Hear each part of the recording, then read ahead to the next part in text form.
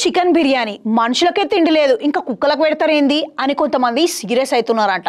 మరికొందరేమో అవి మూగజీవాలు, వాటికి కొంచెం తిండి పెడితే తప్పేమున్నది అని అంటున్నారంట. ఇంతకీ ఈ కుక్కల లొల్లేంది అని అనుకుంటున్నారా?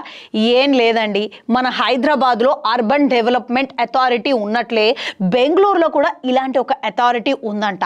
వాళ్ళు ఏం చేశారంటే వీధి కుక్కల మీద చాలా ప్రేమ చూపించి ఏ రొట్టె ముక్కో బిస్కెట్లో కాకుండా ఎవ్రీ డే లిటరల్లీ ప్రతిరోజు బిర్యానీ, చికెన్ లేదంటే మటన్ లేదంటే రైస్ అయినా పెట్టమని ఆర్డర్లు పాస్ చేశారంట. అంతేకాదు 2,80,00,000 రూపాయలను టెండర్లు పిలవమని చెప్పిర్రంట. టోటల్గా బెంగళూరులో ఉన్న 8 సిటీస్లో ఇలాంటివి స్టార్ట్ చేస్తున్నారంట.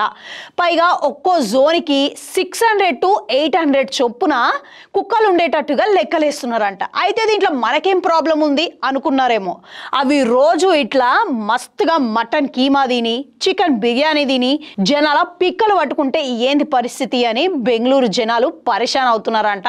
అది మ్యాటర్.